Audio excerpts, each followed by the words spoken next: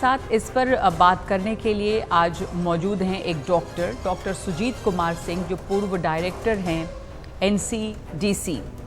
सबसे पहले जो बहुत सारे आम सवाल जानना चाहते हैं लोग, क्योंकि केरल में ये संक्रमण फैला है, दूसरे राज्य जैसे कर्नाटक जिसकी सीमा केरल से लगती है वो भी कई एहतियात बरत रहे हैं। तो जानना ये है कि क्या इससे कितना डरने की ज़रूरत है, इसका संक्रमण कितनी तेज़ी से फैलता है। अभी कोविड से तमाम लोग उबरे हैं और देखा है कि किस तरह का खौफ फैला था और संक्रमण कितनी तेज़ी से फैलता था। तो जो कोरोना वायरस था और ये जो निपा वायरस है, उससे उस कॉन्टेक्स्ट में समझना चाहें तो इसका संक्रमण कितनी तेज़ी से फैलता है। डॉक्टर साहब, बहुत बहुत धन्यवाद नवगा जी। नमस्कार आपको और दर्शकों को। जो कि आपने मुख्य प्रश्न पूछा है कि ये कितनी तेजी से फैलता है, तो मैं ये निश्चित रूप से सबको आश्वस्त करना चाहता हूं कि ये कोविड के प्रकार से तेजी से नहीं फैलता। इसका ट्रांसमिशन फैक्टर काफी कम है, लेकिन जहां तक इसके फैलने के स्रोत की बात है वो हमारा कोरोना से मिलता जुलता है। जैसे रेस्पिरेटरी रूट से फैलता है, तो जाहिर है जिन मरीजों में रेस्पिरेटरी सिम्टम्स जल्दी आते हैं और जिनकी उम्र करीब 45 साल और मुख्यतः मेल्स में देखा गया है, मुख्यतः मेल के द्वारा ट्रांसमिशन ज्यादा होता है फीमेल की अपेक्षा।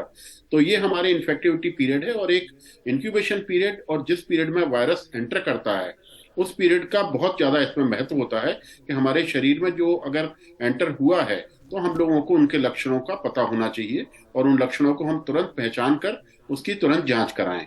साथ ही इसके कुछ कॉमन लक्षण क्या हैं?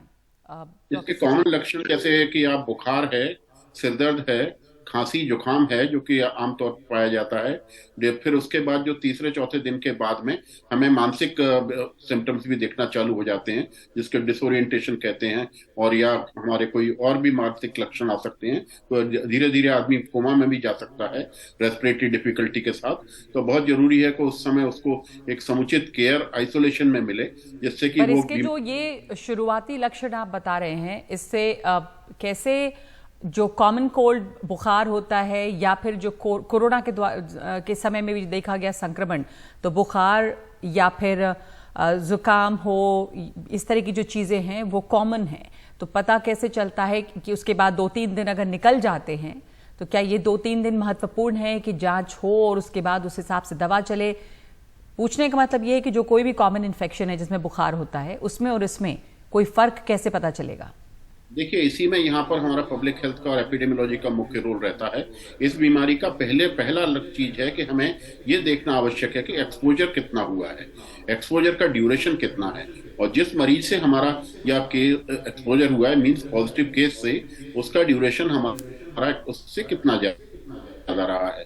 क्या उसके सिक्रीशन से हमारा संपर्क हुआ है या उससे हमारा फिजिकल संपर्क हुआ है। ये दो एक मुख्य तरीके होते हैं जिनके द्वारा एक पॉजिटिव केस से या ह्यूमन टू ह्यूमन ट्रांसमिशन ज्यादातर कवर होता है। और साथ ही इन्फेक्टिव पीरियड एक इंपॉर्टेंट होता है, जो कि 5 से लेके 15 दिन का मैक्सिमम देखा गया है।